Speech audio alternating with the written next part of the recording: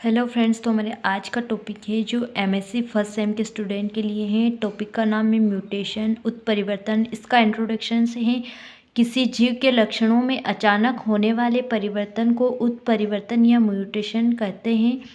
Mutation जनन कोशिकाओं और कायिक कोशिकाओं दोनों में होता है। कायिक सेल्स में होने वाला उत्परिवर्तन म्यूटेशन जीवों की मृत्यु के साथ नष्ट हो जाता है, जबकि जनन कोशिका जर्म सेल्स में होने वाला म्यूटेशन अगली पीढ़ी में स्थानांतरित होता है। म्यूटेशन के सिद्धांत का प्रतिपादन ह्यूगो डी बीज ने किया था। सेकंड है क्यूसेस ऑफ म्यूटेशन। ऐसे कई रासायनिक और भौतिक फैक्टर जो म्यूटेशंस को प्रेरित करते हैं, इन्हें म्यूटेशंस कहा जाता है। एग्जाम्पल है यूवी रे। फर्स्ट है क्रोमोसोमल म्यूटेशन। क्रोमोसोम की संख्या तथा उनकी स्ट्रक्चर में होने वाले परिवर्तन को क्रोमोसोमल म्यूटेशन कहते हैं। सेल डिवीज़न के समय होने वाले गड़बड़ियों से क्रोमोसोम की संख्या में परिवर्तन होता है। यह 2 टाइप के होते हैं।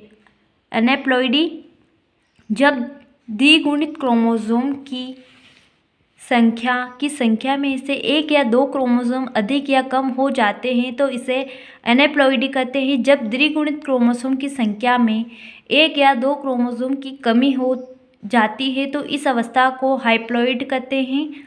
जब द्विगुणित क्रोमोसोम की संख्या में 1 या 2 क्रोमोसोम की ग्रोथ हो जाती है तो इस अवस्था को हाइपरप्लॉइडी कहते हैं। सेकेंड है यूप्लॉइडी। जब क्रोमोसोम के अगुणित सेट में संपूर्ण ग्रोथ होती है तो इसे यूप्लॉइडी कहते हैं। किसी सेल में अगर क्रोमोसोम की संख्या 3 गुनी हो तो ट्रिप्लॉइड, 4 गुनी हो तो टेट्राप्लॉइड, 5 गुनी हो तो पेंटाप्लॉइड, 6 गुनी हो तो हेक्साप्लॉइडी एवं कई गुना हो तो पॉलीप्लॉइड कहते हैं।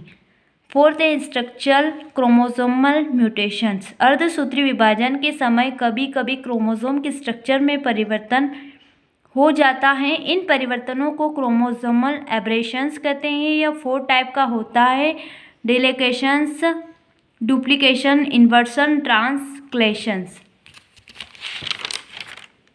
फर्स्ट है डिलीशन। इस प्रकार का म्यूटेशन तब होता है जब क्रोमोसोम का मध्य भाग नष्ट हो जाता है। ह्यूमन में डिलीकेशन म्यूटेशन के कारण कई सिंड्रोम उत्पन्न होते हैं। सेकेंड है डुप्लीकेशन। इस प्रकार का म्यूटेशन तब होता है जब डीएनए में एक क्षेत्र की एक्स्ट्रा कॉपी उत्पन्न होती है। डुप्लीकेशन रीजन या तो क्रोमोसोम के सामान्य स्थान पर स्थित हो सकता है या तो वह क्रोमोसोम के अन्य भाग में स्थित हो सकता है। अगला है इन्वर्जन। इन्वर्जन के दौरान क्रोमोसोम का एक भाग उल्टा हो जाता है और वापस क्रोमोसोम में प्रविष्ट हो जाता है। ह्यूमन में इन्वर्सन म्यूटेशन के कारण सामान्य विकार गर्भावस्था के दौरान एम्नियोसेटेसिस हैं। अगला है ट्रांसलोकेशंस। ट्रांसलोकेशन तब होता है जब एक खंडित क्रोमोसोम एक नॉन होमोलोगस क्रोमोसोम से जुड़ जाता है तथा नया निर्मित खंड उस क्रोमोसोम से अलग होकर दूसरे क्रोमोसोम पर चले जाते हैं।